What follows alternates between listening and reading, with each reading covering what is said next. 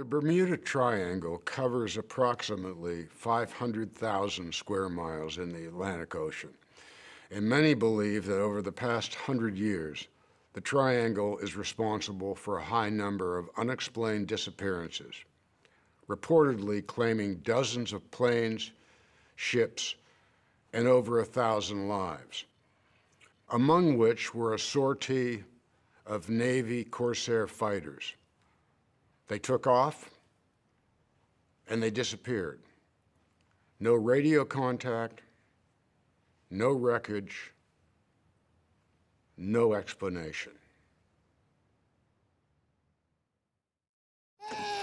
Can you, I don't know, can you squeeze me in at 5? What? Oh, shit, that's my other, hold on. It's okay, baby. Shh. Can you make the formula? I'm gonna be home in...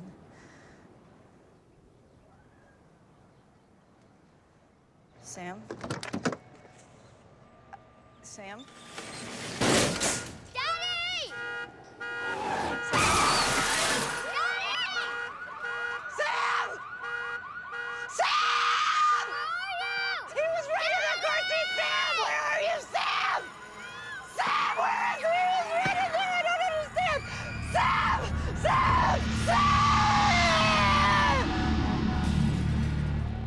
Iran 1.47 million, Turkey 1.55 million, Germany 1.71 million. The Leftovers is the story of an amazing event that occurs and changes the world. There is something called a sudden departure, where 2% of the world's population very randomly evaporates. It doesn't sound like a lot, but on a global scale, that's, in the hundreds of millions of people. There's nothing connecting the people that disappeared. They were for all different ages, races, economic backgrounds, nothing unified. We pick up 3 years later, and the world has just gotten weird. The thing about the 3-year gap and picking up the story later is people have absorbed this blow and are really trying to figure out how do we go on from here. And now, for those who want to, let us pray for mercy and forgiveness and the return of those who have left us. The story concentrates on a small New York suburb of Mapleton, New York, where we have lost 100 people. Not bad people, children, families, babies, gone. Our story focuses not on the people who have gone, but the people who remain. We are watching the story of one family, and that family is led by a guy named Kevin Garvey. He's the chief of police in this town. One of the things that I actually loved about the character is that he basically is getting pulled from several different sides, from his family, from his job. His son, who is a college-age son, is wandering the country and completely and totally out of touch with Kevin. He's trying to find himself in the sense of, what is it all about? What is this? Why are we even here? And does it matter? Jill's Kevin Garvey's daughter. She is 17 and in high school. Not only is she like a high schooler that has to deal with all sorts of problems, but she's dealing with a dad who's not 100% focused on her because he is the chief of police and he has a lot of chaotic things to deal with. Kevin is basically just trying to put one foot in front of the other, do his job in a world that may be crumbling. Where were you? The departure. When it happened, where were you? Cleaning out a gutter. Where were you? At the laundromat. What could have happened? I mean, some people conjecture that it's the biblical rapture, but we don't know that for sure. And I think one of the things that's most intriguing about the show is that it's so ambiguous. Scientists are trying to find a scientific explanation. Everyone's trying to understand what this event was. In my early meetings with Damon, of course, that was my first question after reading the script was, what happened to everybody? And he, rightly or wrongly, basically just said, I'm interested in watching people in the show not know the answer to that question, because the reaction is more important than the event. People say you talk about what it wasn't because you don't know what it was. I know what it was. The Reverend is saying that this was not the rapture, which means that he regards it to be some kind of natural phenomenon. Belief in the rapture is a particular twist on Christian belief about the end of the world. Essentially, it boils down to the belief that when Christ returns, he's going to actually come back twice. The next time he comes back, he is going to take from the earth all of the Christian believers, to meet him in the clouds, and then he's going to go away again with them. He will then leave the earth running for another 7 years of terrible tribulation. There'll then be a great battle called Armageddon, and then he'll reign for 1,000 years, and then he'll come again later. Whereas the more traditional picture, I would argue the more biblical picture, is that when Christ comes back, that's it. All of the end things happen at once. When he comes, there'll be a trumpet blast that everyone will hear, and everyone will know it. We convened a council of clerics, representatives of most world religions, who were somewhat conflicted about October 14th and were thus unable to reach any kind of consensus, which in turn led us to the scientific community for answers. If people are disappearing, that's something that's happening right here in our physical universe. So there must be a physics explanation for it. As to the instantaneous disappearance of 2% of the world's population, your conclusion as to what happened to them is, I don't know. When we think about humans disappearing, immediately certain questions come to mind. For example, why just humans? What is it that's selecting only for humans? Humans are made up of matter, and matter, we were taught in school, can neither be created nor destroyed. Now, that's not exactly true. Matter can be converted into energy. That's how stars produce their energy, in fact, by converting matter into energy. That's how atomic bombs produce their energy. And that's exactly what E equals MC squared means. That's how a little bit of matter can be converted into a lot of energy. So if I have a chunk of matter, like a human, that were to suddenly disappear, if it were converted into energy, that would be the equivalent of a nuclear explosion. So that can't be what's occurring. When you hear the premise of the show, I think the only question that there is to ask is the one that you're asking. What was the sudden departure and why these people? But as the show goes on, my hope is that you become less invested in that question and more invested in the people that you're watching. So many of our loved ones were lost 3 years ago. We still wonder where they went and why. If 2% of the world's population did disappear, that would have a very disorientating and disruptive effect on the world and society, because it would be something that people couldn't understand or accept. I think if you experience that kind of grief and loss, which is what the town goes through, and no explanation, for some people, life changes completely. In my view, you would have something like a breakdown of society, because the moral glue that holds society together is suddenly disrupted. Everyone's sort of standing back and taking a breath and asking themselves what they believe in now. I think it's tempting to think that after some kind of catastrophic event, people become more religious, or they become more interested in religion. I'm not sure that's always the case. The human capacity for unbelief and indifference to God is actually very, very deep-seated. A lot of characters find that there's no belief system that they can rely on to explain this. And they find themselves gravitating toward these different cults. The Guilty Remnant is one. The Guilty Remnant is a new cult that is starting, certainly in Mapleton, but all over the world. You're not crazy. You're all businessmen, and some of your parents, and you just made this choice. What happened 3 years ago was a catastrophe from which you never recover. There is no meaning in the way you used to live, none whatsoever. The Guilty Remnant offers relief from that and acknowledging, yes, life is over as we knew it. That is our premise. We know this. We're not trying to distract you and say, you know, you'll feel better. It's this, we get it. We really serve to remind people that that happened. So we're going to stand as living memorials to that. Where did they come from? What do they want? You don't even know who they are. We know who they were. People are attracted to cults if they're vulnerable and if they are looking for extraordinary degrees of certainty and guidance in their lives. Patty runs the Guilty Remnant and is one of those people who can take a strong stance and lead others to that stance. She just never lets go. They follow people around, and it's very strange, and we don't really know what they want or what they're up to. It's okay. Just ignore them. Come on. They're eating food that's just kind of slop that keeps them alive but doesn't particularly taste good. They're not having hot showers. You know, all the luxuries of life go away completely. People take a vow of silence, and they dress in white, and they smoke cigarettes. And most of us don't smoke because we believe that we're going to live a long time and we don't want to get sick. And they're just saying, we don't care. You'd say, well, why would you want to be part of that? You have communal beds, basically, all on the floor. There's just peace in the truth. And from the remnant's perspective, the truth is, we only have right now. There's nothing to say that's going to fix it. So stop with the nonsense. It's really not about what they stand for, in as much as what they're pulling away against. It's time. Everybody's ready to feel better. Not the remnant. I think he hates them.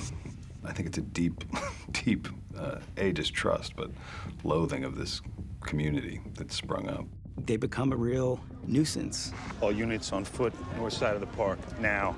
They provoke aggression and hatred. Go, crowd, go, go! Fight now, fight, fight, fight! Just our presence and kind of what we trigger in people, but we don't fight back. We just stand to bear witness. The grief that the town feels and the judgment that we are placing upon them for trying to return to their lives, that's enraging to people, I would imagine.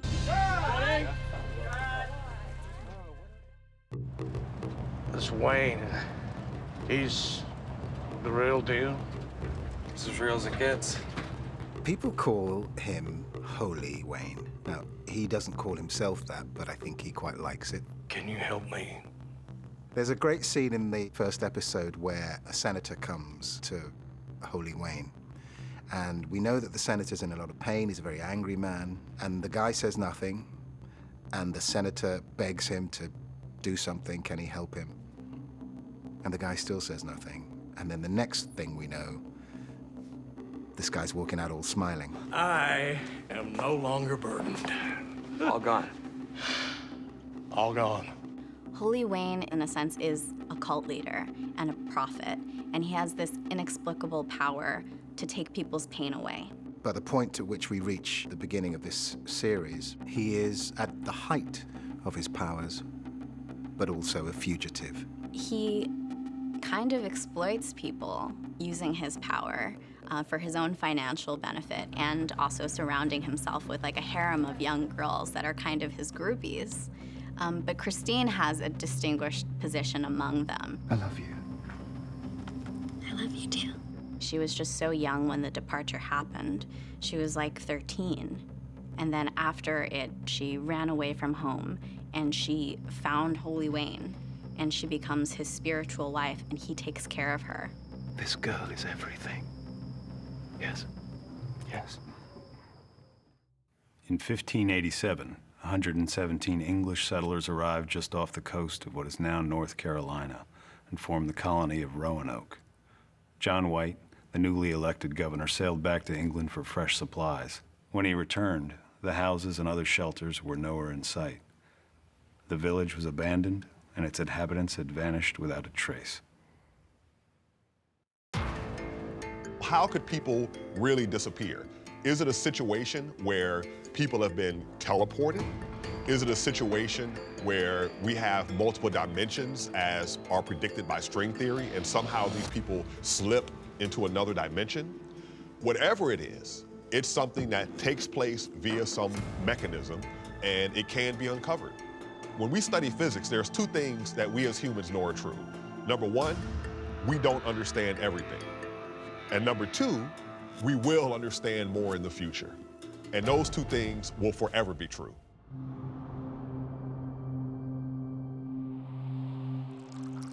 Matt Jameson is an Episcopalian reverend.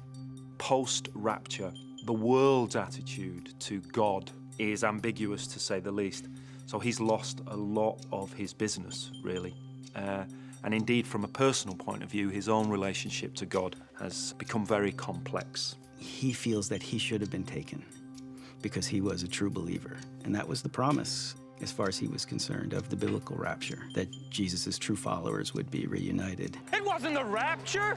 They were no better than us! I have proof! We see him in the pilot claiming that it wasn't the rapture, certainly not the rapture as predicted by the Bible. He becomes a kind of investigative reporter, digging up dirt on the people who disappeared to show that they were not good people, that it could not have been the rapture because bad people were taken.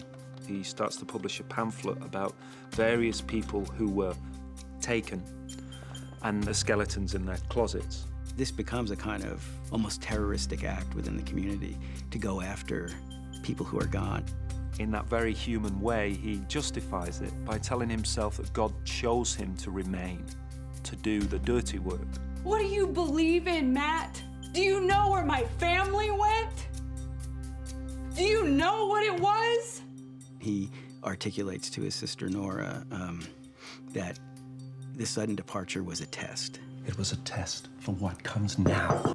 He sees it in the way that Job saw the various trials which were visited on him.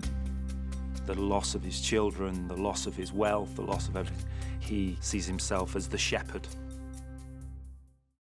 Do you know who it is? Nope. Her name's Nora something. She was at Heroes Day. Her husband and her kids all disappeared. Nora, she occupies a very elevated position in this town because she's the most grief-stricken person in this tragedy of tragedies. She's lost the most people in this small town. Their names were Doug, Jeremy, and Aaron. When you have a tragedy occur the way that what has happened to Nora has happened, it becomes your identity. I'm so sorry. Oh, no worries. Let me get you another one. No, it's fine. I've got to be somewhere anyway. Sorry. If she chooses to try and let go of that grief and pain, then who is she? And I think that's the question about her that I think is really compelling and something that everyone could relate to. Kids okay? Yeah, Jill, she's fine. Tommy's still out west, I think. Just because he doesn't check in as often as he should doesn't mean he doesn't love you. Scott Glenn plays Kevin Garvey Sr., Kevin's father, who is the former chief of police. I was the chief of police of this town when this big disappearance happened. His father went insane, you know, and the big question is his father the most sane person in the town, or is he the most insane? I've been committed to a high-security mental institution because I've started hearing voices, and the voices are from a very profound and high place. In the normal world, we would just assume that this guy was nuts. But in this world, we have to allow ourselves for the possibility that the voices that he's hearing are real. They said they sent or are sending somebody to help you. Help me with what? I don't know. But whatever it is, you might want to keep it to yourself. See, if we do it in Kauai, then half the guest list won't even show up, which is kind of the point, right? When we find Meg in the first episode, she's feeling very suffocated and angry and frustrated in her life and in her world. So I know that this is all a little overwhelming. Planning a wedding is a big deal. It's not actually. What? It's just a party, right? We're exchanging vows. That's not the wedding. She's got a lot of turmoil going on inside of her and a lot of angst. And then the GR show up and they're following me. Why are you following us? You're everywhere! Go! Away! Come on. In the pilot, Meg was written as a 20-something-year-old redhead. And there was only like one scene. For some reason, I fell in love with her and I was completely drawn to her. And I knew that I had to be her. Yo, ladies. Want to get stoned and play some ping pong? We're already stoned. Oh, okay. Then we can skip right to the ping pong. The overall effect of, in an instant, if 2% of the world's population disappeared, is that it could happen again at any time without warning. Everyone's having a different reaction. Everyone's trying to come to terms with it in their own kind of way. The teenagers in particular are getting pretty hedonistic and disconnected and reckless, more so than teenagers usually are. They're pushing the limits, but I think teenagers are always doing that. It's just, it's amped up with the unknown. Tragedy can lead people to nihilistic ways of living. The young people are like, all bets are off. Nobody's going to college, so we might as well just like drink and get stoned. The kids are certainly less inclined to sit around and mope and wonder why this thing happened. But there is this magnification that occurs in a world that feels like it's spinning a little bit out of control. If something terrible happens and somebody can find no hope in the face of it, it's not really surprising that if they stare that fact in the eyes, so to speak. Perhaps they turn to a hedonistic way of living, just seeking pleasure because everything's meaningless and pointless. It was 1878 in Quincy, Illinois, when 16-year-old Charles Ashmore went to the well to fetch a bucket of water. When he didn't return, his father and sister set out to look for him. All they found were clear footprints in the snow that stopped abruptly. There was no sign of a struggle, just footprints that ended on the way to the well. He was simply gone. I love Tom Perrotta's book, not only because I think that the premise is so fresh, but the way that he writes characters and suburban life, I think, is very unique and incredibly relatable. One of my favorite things about Tom's writing is that he goes so deeply into each character and with such detail where you think, I know exactly what he's talking about. I've never worked in TV before, and Damon is a real veteran of TV, and so is Pete. So in that sense, though I originated the material, I'm very much handing it over to them. And can you go long on her? Yeah. Kind of pick her up. You can make her kind of dirty if you want. What is very different from the book and was immediately apparent is Tom has a little bit more of a satirical quality. The menace isn't quite as high. 60, take 2. Any translation of a book into a film requires that a new thing is created, and I'm totally fine with that. You'll see that with, say, the character Matt Jameson, a very minor character in the book, and he's become a kind of a major force within the show. And then there are characters like Dean, played by Michael Gaston, who aren't in the book. Lucy Warburton is not in Tom Perrotta's novel. This is a character that was developed for the adaptation. The most fundamental change on a character level was we took Kevin, who's actually the town mayor in Tom's book, and we made him the chief of police, because it just felt like that was a much more dynamic job. And more importantly, if you're living in a world that is teetering on the brink of insanity, a cop is going to be dealing with insane people on a regular basis in a way that the town mayor probably isn't. The book is more of a meditation on grief and loss, I think, than, well, just you gotta action it up for TV. So they do. An unmanned merchant ship, the Mary Celeste, was found adrift in the Atlantic Ocean in 1872. The ship's cargo was intact, and there were no signs of bad weather or a mutiny, but the crew was gone, along with the captain and his entire family. They were never to be found. One of the most well-known mysterious disappearances is the whole crew of the ship, the Mary Celeste. Perfectly seaworthy ship with a valuable cargo is found drifting in the Atlantic Ocean with nobody on board. The lifeboat was missing. There was no lifeboat found. Their fate is probably obvious if you think about the just capsized and they were drowned. The big mystery is what caused them to get into the lifeboat. Why get into a little boat when you have a perfectly seaworthy big boat to which nothing seems to be wrong with it? The lost colony of Roanoke Island, which was one of the earliest English settlements in the New World, is a most intriguing story. A man named White had to come back to London to arrange for further supplies to be sent. Unfortunately, it was for 3 years before he got back. When he got back, there was nobody there. It wasn't clear what had happened to the people. He did find the letters Croatoan on a tree, which was the name of both a neighbouring island and a neighbouring tribe. Nobody really knows what happened to the colonists in those 3 years. It's still a mysterious disappearance. Louis Le Prince is an interesting story. He is now, I think it's fair to say, recognized as having invented the moving picture. He was in the process of taking his invention to America. He got on a train with his luggage and he was never seen again. The interesting thing there is that the luggage disappeared as well. So did he, in fact, ever get on the train? There are all kinds of questions about that one, which make it a particularly interesting disappearance. Let's roll them. Hey, Mark. See, Mark. Here we go, folks. And action.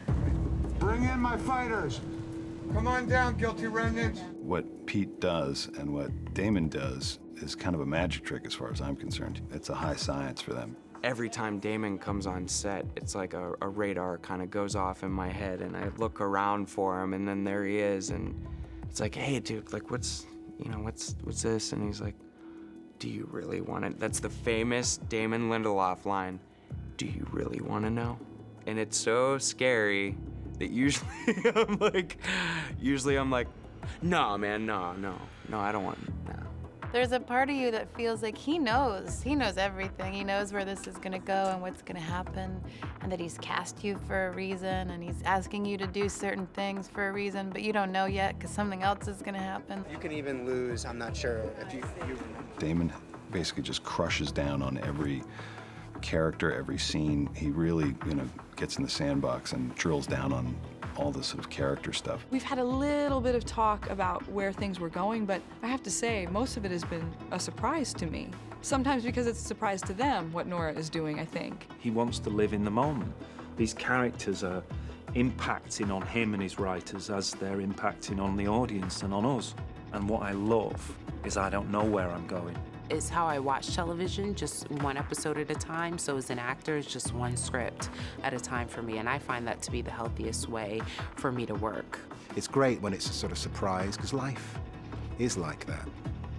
And this is a really strange slice of life. Vivi, go sit down again. Start from the top. Amy, will you come back in and exit again, please? Pete Berg, who's very energetic and crazy and amazing, and he loves to just throw everything as you think it's gonna happen away and just put you in these situations that feel really chaotic, but it creates this incredible tension and it makes everyone very free. But I really like something almost extreme, like real long lensy. Here, profile, face, tight on the eye, looks up.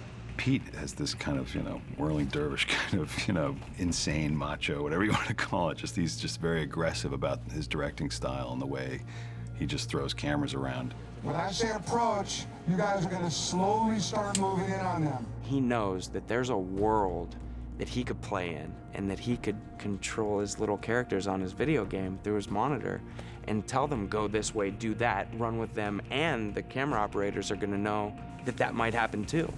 Oi! He's an improvising director, which is very rare. Okay, thank you all very much. Good job. Cutting. Second. I think the story is going to resonate with so many people in a very intimate way.